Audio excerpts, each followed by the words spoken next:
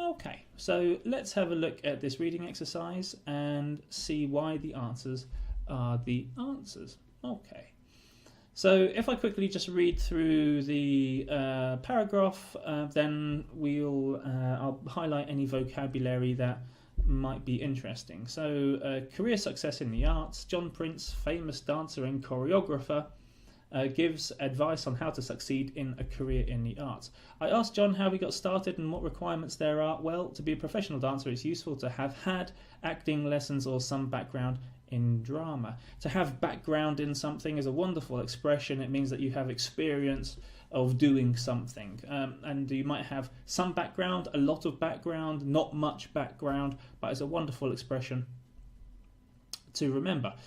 If you want to succeed in musical theatre, you have to have a good singing voice as well. When you approach an agent, you should take a portfolio with your CV, your statistics sheet, and some good photos and reviews of your past performances. You will need dance clothes, ballet shoes, tap shoes, and even roller skates, depending on what kind of show you're going to go for. And that list of things at the end of the paragraph really gives away the answer, because if I drag this across, you'll be able to see. Make that a little bit larger for you. The answer, of course, is G for question number 1, and because G says being fully equipped with all this stuff beforehand. All this stuff is a clear vocabulary link to all of the things that were just mentioned. So the clothes, the ballet shoes, the tap shoes, roller skates, etc., etc. All of this stuff. So that's our vocabulary link. And also, in the answer, there's talk of auditions, and this is something which fits the context, because you go to an agent with your portfolio and CV, so you're trying to find work in the arts somehow. So when you try to find work in the arts, then you go for auditions. So this is another context and vocabulary link. For question number 2, I'll carry on reading. Of course, you need to be extremely fit if you want to be a professional dancer. I dance or move for about there's a typo there. I dance or move about for about, no, there's no typo, no typo. I dance or move about for about 6 hours a day. There are great health benefits to being a dancer. I can eat a lot of pasta without gaining weight because dancing increases your metabolism so much. And then after the gap, it talks about a very busy schedule. So if we go to sentence number 2, we'll hit the show answers. You can't see it's behind my head, but the answer is E. So if I drag across E, we'll see why the answer is E.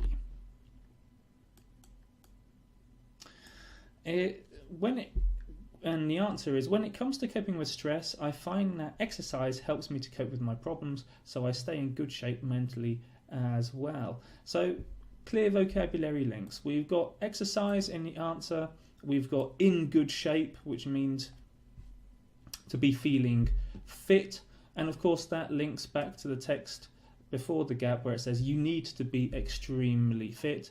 It talks about great health benefits to being a dancer. So all of this refers to keeping healthy and being fit and being in good shape. So that all links together.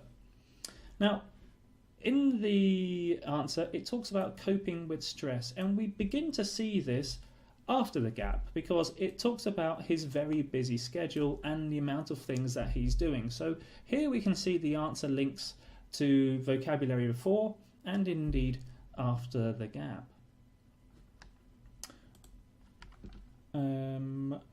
John has a very busy schedule in the next few months. He took time out to speak to me today from the making of a pop video to promote NRG's latest record. How would you say that? I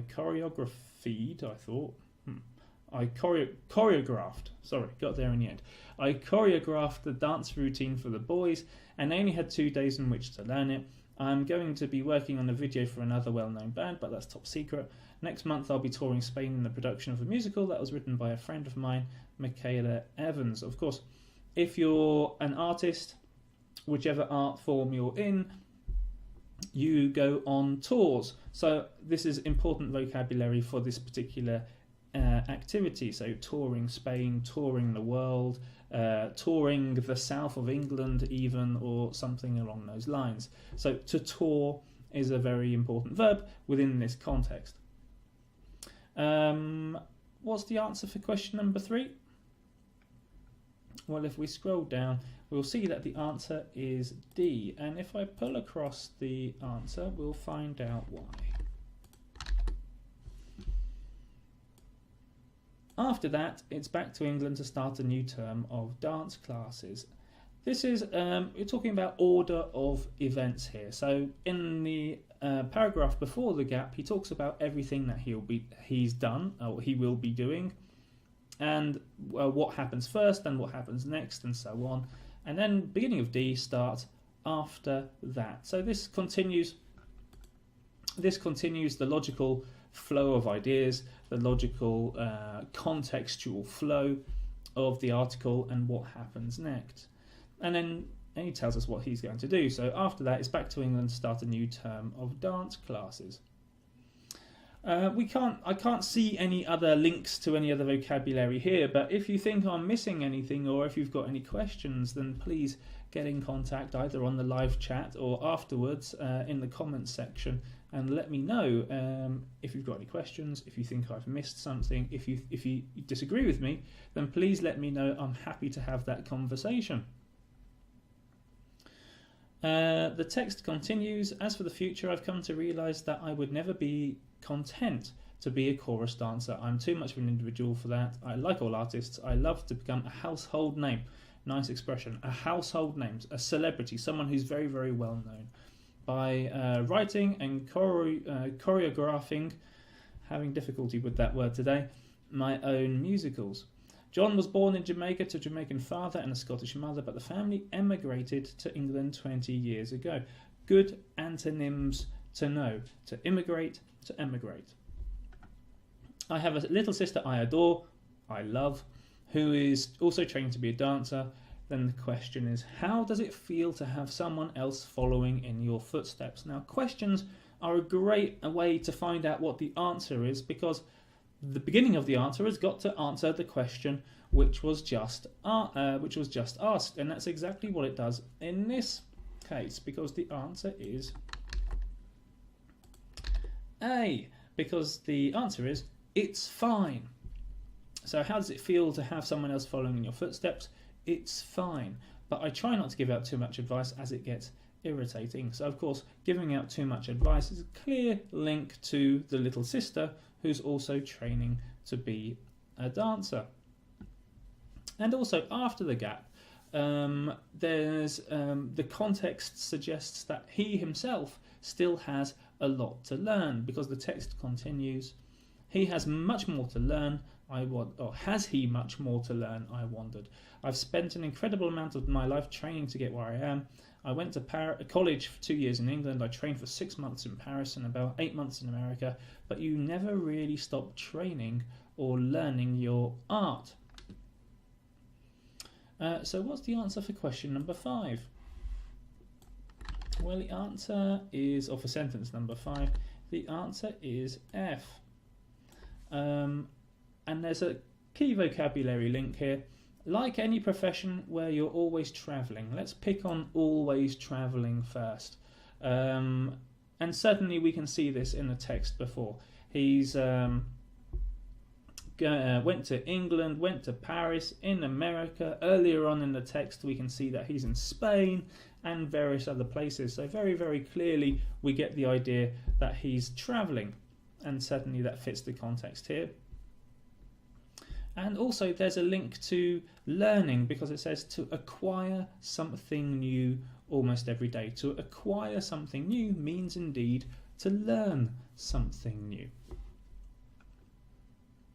So the text continues. So would you say it's been plain sailing? I feel I've been lucky to a degree. Many people hit problems breaking into the arts. Hit problems. If you're studying for the FCE, CAE, or any other English exam,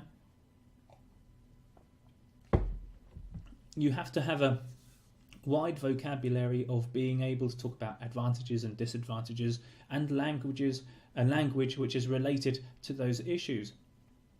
And of course, hip problems is a perfect example of dealing with negative issues or disadvantages. Hip problems, jump over hurdles, you have to cross barriers, all of this language, important language to know, particularly for your oral exams, where you've got that task where you've got to discuss photographs with someone else. Then really that vocabulary is something that you can show off, and also in your writing as well. It can be a vicious circle, nice collocation, vicious circle, talking about something which is very, very difficult, very problematic, which you can't get out of. Excuse me. You can't become a member of Equity, which is the Actors and Dancers Union, without good contacts, and you can't get good contacts without being a member of Equity. My advice to people who want to get into the arts would be to go out into the world and try everything else first. Sorry, moving the wrong part of the screen. And the answer for number 6 is B. Why?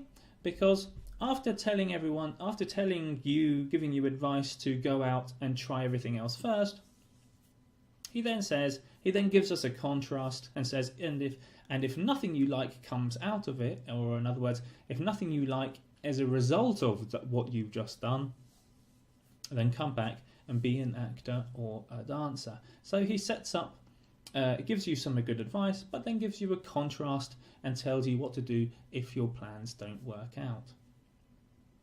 So that fits the context quite nicely. And those are the reasons why the answers are the answers. So I hope you managed to get 6 out of 6. I hope as you were going through that exercise before the video that you were thinking about vocabulary links, you were thinking about contextual links, because that's where your answers are always going to be.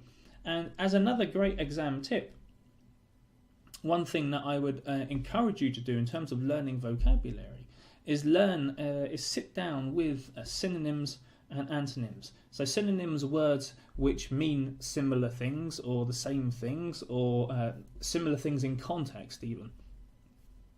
And antonyms, things which mean opposite things.